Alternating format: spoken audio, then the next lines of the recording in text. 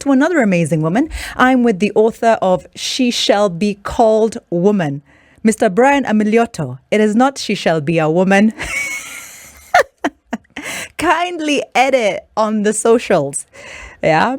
The book is called She Shall Be Called Woman, and Lorraine has brought 10 copies of her book to give away. You need to retweet that tweet on SpiceFM KE. Get onto SpiceFM KE, retweet.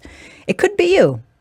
A copy of She Shall Be Called Woman. Lorraine Onduro, welcome back to Double O Direct. Thank you very much. Nice to have you. Thank you. Nice to be here again.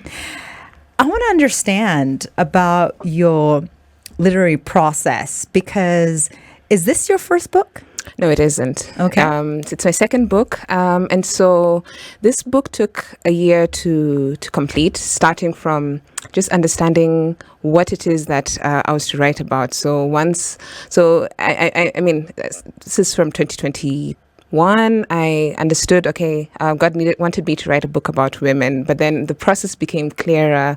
As God wanted you to write a book, or you wanted to write a book? He wanted me to write the book. All right. Yeah. And so once I understood what the story was to be about, which is actually about identity, the process then began. So the book actually has it tells the story of identity, but from the perspective of God, and profiling different women who, in their day-to-day journeys and in their processes, have come to understand who they really are. When was the eureka moment? When was the moment you were there, on your grind, doing what you do, or at home, reading?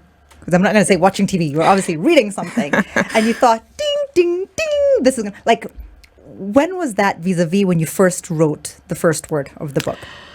So this is December, actually. It finally becomes clear to me, okay, I think all these thoughts I've been having about who we are as women, who I am, because I reflected a lot on my own process as well. So in December, it became clear that, okay, this is meant to be put down as a book. 2021.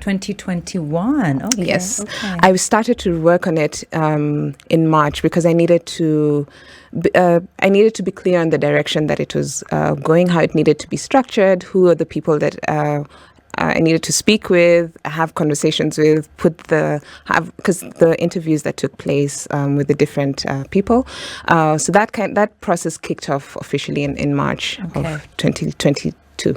And to the first edition of the book that you were holding in your hand, how long did it take? So from then, the book was launched on the 12th of December. So less than a year. Yes, the whole thing took less than a year. Yes. So now tell me about the process of writing the book. Yeah. I don't want to give away too much with regards to the contents, but maybe you can tell me a little bit about that process. So the biggest takeaway for me when I reflect on the process was it was a transformational journey for me more than anything. So yes, I've written books before, I've written lots of other content before, but I feel like this was a process of discovery for me of who I really am, which is why I find it so different from anything else that I've ever worked on. So whereas previously it was just, okay, have a story to tell, and I would tell the story and I wouldn't really feature in that. This, I feel like, was more about me, the uncovering of who I am as well. And so that's the biggest thing that I look back on with this particular book. But then, so once I understood who was to be profiled in the book, we had interviews, and then I would sit and spend a bit of time really reflecting on the content of the interviews, and then I'd start the writing process from there. Then after that, there's editing, there's design, then there's going into the printing as well. So all of that took the 7 or 8 months or so that the entire process took. How many voices are featured in the book? The 17 women. Yeah. And I'm so curious. I'm intentional in terms of there's so overall there are 18 voices that are featured, but then 17 women from different walks of life that are featured in the book. Olivia Otieno, this is Double O Direct, Saturdays from 10 a.m. on SpiceFM. I am with an amazing woman amazing women like Faith Evans, like Janet Jackson, got 2 tracks by them coming up. The author of She Shall Be Called Woman. She's brought 10 copies of her book to give away. 10 copies, hardcover. Right? 10 copies of She Shall Be Called Woman. All you have to do is get onto SpiceFM KE, get onto our Twitter. Get onto SpiceFM KE, get onto our Twitter. There's a fantastic post there of Lorraine Onduro at a book signing. In fact, the book you receive, should you be one of the 10 that get a copy, will be autographed by the author herself, Lorraine Onduro. So get onto Twitter, SpiceFM KE, find that tweet, retweet it, and one of the 10 copies I have here could be yours. Lorraine, we're talking about your process. We're talking about your inspiration. We're talking about formulating the book, the 17 voices that are on there, and what it took for you, because you said it was a journey of self-discovery. Yes. Expound on that. So at the time when I started work, I understood that I needed to work on the book. The process that I was on was also to understand who I am. Yes. And when I say that, it's who I am as God has defined me, because I realized that how I was living was, by all sorts of definitions that really had nothing to do with who I really am, according to Him. And so I needed to understand that, okay, what I was to base my life on. That's His word, and who He has said that I am, who the kind of way He wants to express Himself through me. So all of those things form part of my identity, and I needed to understand that, and he had me go through this, the process of writing this book, to be able to get to that process. So before we even get to the book, tell me about your faith, because it seems to be the foundation for a lot of the things in your life. Absolutely, and it is. I think I don't know how to live, or I don't know that there'd be any way to live without God, because He's literally He is my source. So if we look at what to base your life on, He is my source, and so everything that how I live stems from what He has said about me. So She Shall Be Called Woman for Christians? No, it's for everybody. Are there any non-Christian voices in this book? No. Okay. Was that intentional? Was that just coincidental? No. So, like I said, it's about the viewpoint. The process, the She Shall Be Called Woman tells a story of how God defined the woman from the beginning. So who did in the Bible? In the Bible, yes. Okay. But if anybody wants to truly understand who they are, then it's relevant for them, because you pick up and then you can get to see the mind of the Creator over all of us. And so would a Muslim woman be able to identify with the fact that you are using the Bible's outline of God for women, or would a Hindu woman be able to identify, a Buddhist woman, someone who's agnostic, for example? Yes, they would, because you can, if you read some of the stories of the women that are profiled in there, you'll see how they've had someone has had an encounter with someone who practices a different faith, but because of seeing how real their journey is with God, it's impacted them in a certain way. So I don't believe anybody is really cut off from the book because it has a certain viewpoint. I take this view because that's how I understand how this is what my understanding from my walk with God of how He created everything and where I fit into that. So that's it is open for anybody, and they can be blessed by it. Excellent. So with regards to your journey of self-discovery, with regards to your age, your roles and responsibilities, were there any societal pressures or family pressures to have achieved or acquired or be part of XYZ, by a certain age for you as a woman? So at a certain point in life, yes, that there were those pressures. And I realized that... Which was the greatest pressure? I think personally for me, it was to achieve success in my career. However, how I defined success. And there's actually a story of a woman who, she's called, in scripture, the woman at the well. So she keeps going back to the well over and over, looking for water. And, she, by the process of her life, you see that, okay, all this time that she keeps going back to search for something, it's not really satisfying her. And I feel like I was like that before,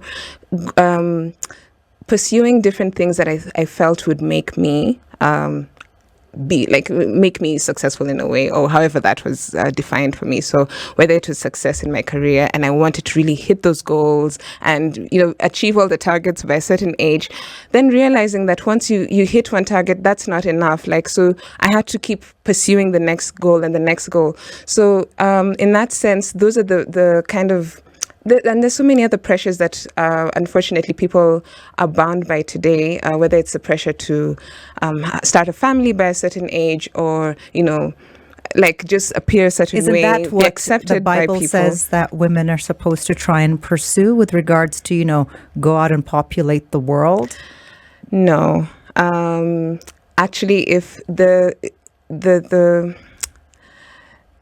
very first definition of a woman, before any of those things in the Bible, okay, is as a helper, and that has been widely misunderstood because it's usually in reference to how we relate on the earth. But when God says that when he told Adam that I'll make you a helper comparable, he was talking about the fact that the reason why she brings help is because there's something that was not we couldn't accomplish before until she checked into the scene. So Adam was there, he was naming the animals, and he was doing this, and he was in oneness with God until God looked at that state and was like, nope, it's not good for you to be alone. Let me introduce the woman, and she brings an aspect of help. Now, help means taking you to the next level. That upgrade, exactly, yeah, that you were not able to get to without her being in the picture. So if you look at that is such a high regard that there's a way that God looks at women,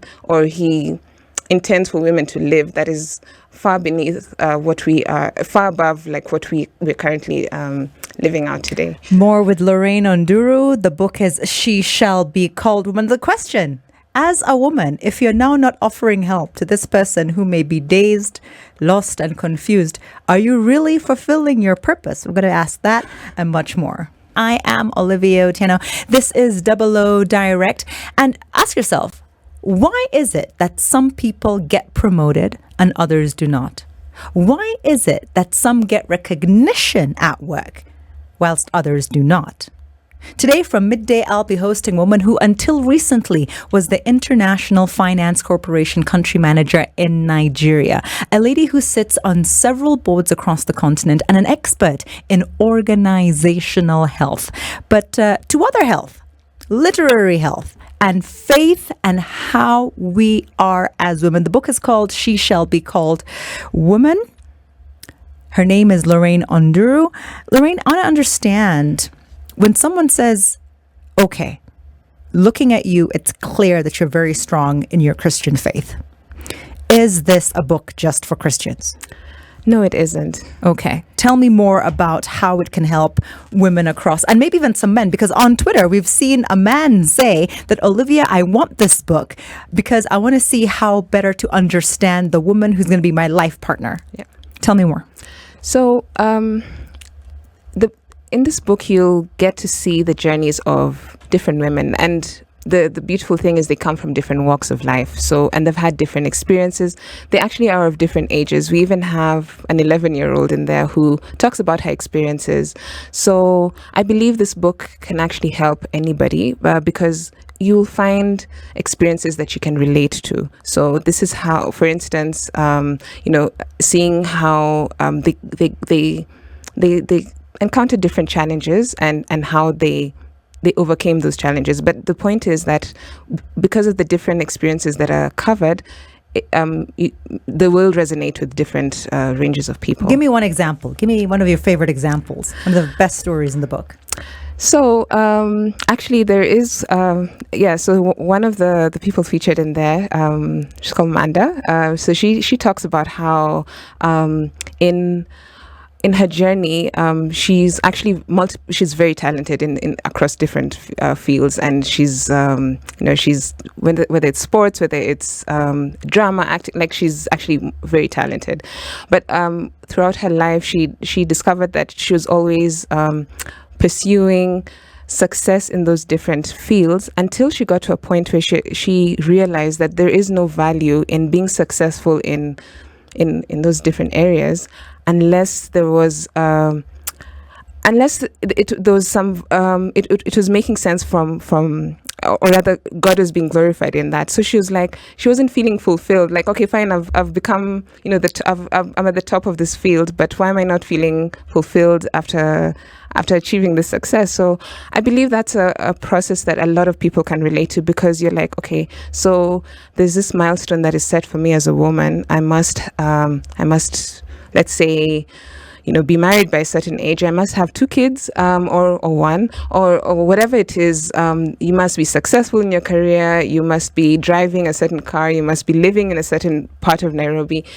But then you achieve all those different things, and you realize, wait, there's actually, what is this emptiness that I'm feeling inside? It's not giving me the value that I thought it would bring. Was this lady, did she have faith prior to this journey that she embarked on, as she was also trying to achieve these various goals? She did, but even that changed as well. So she did know of God, but then it took an actual the start of her walk with God for her to understand what who she really is and what the value of her life really is.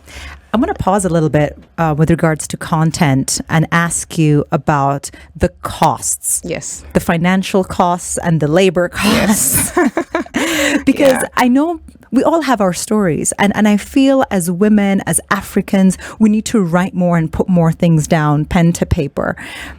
What are the costs involved of actually publishing a book, like this one?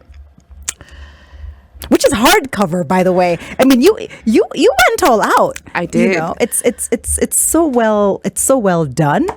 It's a keepsake.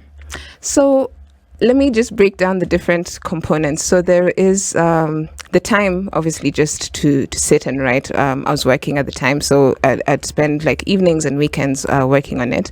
But then there'd be the photo shoots, because to profile the different people in the book, we need to bring out who they are with photos. So there's... Oh my goodness, it's gorgeous. When you said there'd be a photo shoot, you weren't kidding. No. This is beautiful. I mean, look at that. Very high quality. So it was, I'm so grateful for how it turned out. So there's the photo shoots, and then the design, putting that together, laying it out.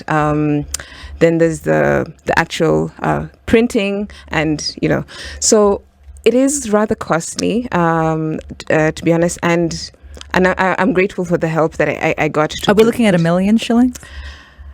Are we looking at 500? More or less than 500? It's just closer to 1 million. Closer to 1 million. If I look at the entire year of the different components. And how many copies did you print? I did a print run. I did 500 copies. 500 copies. Is there in the publishing world like a minimum of, you must print at least 500 copies? Well, they do advise you to print more copies for the cost to be lower, but there is no set standard. It's up to you and how you sort of the marketing roadmap, or how you want to roll out the book. You can always go. You can always do several print runs depending on how you. So 500 copies, photo shoot, yes, layout, design, all of that stuff, hardcover. Yes. You're looking at 1 million shillings. Yes. And how much does it retail for? 2,000 shillings. 2,000 shillings? Yes. So you've given us 20,000 shillings worth of books. Mumbi, so we just keep these books. I mean, no. You will never get your book. Oh, wow. How did you come up with that price? Because I'm just doing maths very quickly, yeah? Yes. So we have 2,000 bob for book. We have 500. How much is that in total? How much is that in total? Mumbi, are you calculating with us? Are you on it? Yeah.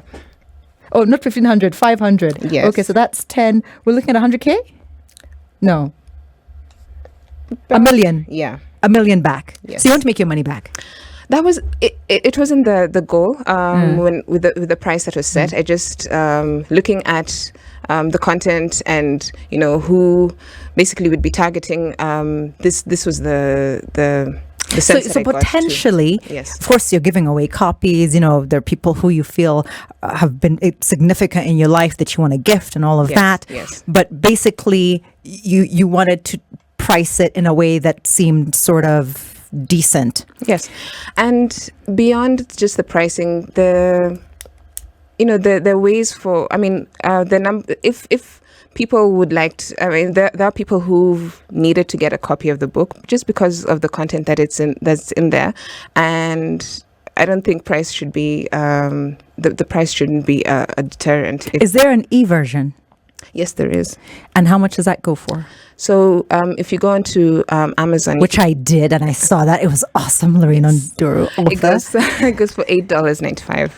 Yeah, because I saw that. But now the It's dollar just- is not what it used to be. The dollar is not $100, like So 125. we're looking at about 1,000 shillings for the e-version. 1,000 bob, huh? Yes. Okay, that's not bad. Yeah. Do you have any interests in the diaspora? Do you have any interest outside of Kenya? Have you sold any internationally? Yes, so there are a few that have that are in the process of shipping. So what we will be doing, aside from marketing the book locally, is also running different events in different markets as as God allows. But yeah, so beyond Kenya, we're looking at Africa, South Africa, Nigeria, and beyond as well. Kenyan women authors. I was going to ask for your 3 favorite, but give me 3. Yeah, you're on the spot now.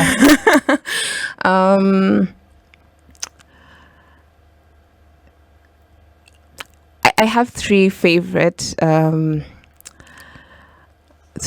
So let me see. Okay, a book by another Kenyan woman that you read recently. It wasn't recently, but I have come across John Thatier's book. That was some time back, but it wasn't. So I've been so In this process that I Yeah. haven't been doing a lot of reading, which but which I will be doing a lot more of. But for now, it's been such an intensive process getting the book out. I must tell you that last year for me it was Adele Onyango Yes. and her book. This year it's Gina Din. So I crossed over actually the year with Gina Din's book, Okay. Daughter of Africa, and I think it's something everybody should read. I think great. go out get a copy. I looked at 4 different bookstores. I could not find Daughter of Africa by Gina Din. So do go try. I'm going to say get it. Go try and get it.